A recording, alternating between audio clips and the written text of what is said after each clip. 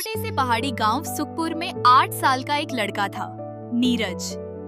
वह बहुत मेहनती था लेकिन ज्यादा बोलता नहीं था। उसकी माँ फूलों की माला बनाकर बेचती थी और नीरज उनकी मदद करता था।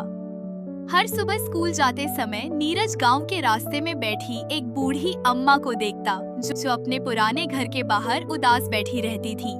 गांव के बाकी बच्चे उनसे दूर रहते थे क्योंकि उन्हें लगता था कि अम्मा गुस्सैल है। एक दिन स्कूल से लौटते समय नीरज ने देखा कि अम्मा के घर की बाट टूट गई थी और उनकी बकरी बाहर निकल गई थी। बच्चे बकरी को चिढ़ा रहे थे लेकिन नीरज दौड़कर उसे पकड़ने लगा। थोड़ी देर बाद उसने बकरी को सुरक्षित अम्मा के पास पहुंचा दिया। अम्मा की आंखों में आंसू आ गए। उन्होंने नीरज का सिर सहलाया और पहली बार मुस्कुराई। बेटा, तुम पहले इंसान हो जिसने मेरी मदद की, अम्मा ने कहा।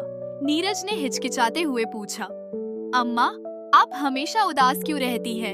अम्मा ने गहरी सांस ली और कहा, मेरा परिवार शहर चला गया और अब कोई मुझे याद भी नहीं करता। मैं अकेली रह गई हूँ। नीरज को बहुत दुख हुआ। अगले दिन से वह रोज स्कूल जाते हुए अम्मा के लिए कुछ न कुछ ले जाता। कभी अपनी माँ की बनाई माला, कभी गांव के पेड़ों से तोड़े गए आम, कभी बस अपनी प्यारी हंसी। धीरे धीरे अम्मा फिर से खुश रहने लगी। गांव वालों ने देखा कि अम्मा अब अकेली नहीं है। नीरज ने उनकी दुनिया बदल दी थी। धीरे धीरे बाकी बच्चे भी अम्मा से मिलने आने लगे। उनका घर फिर से हंसी और खुशियों से भर गया। एक दिन अम्मा ने नीरज को गले लगाकर कहा, बेटा, तुम नन्हे सूरज हो जिसने मेरी जिंदगी में फिर से रोशनी भर दी।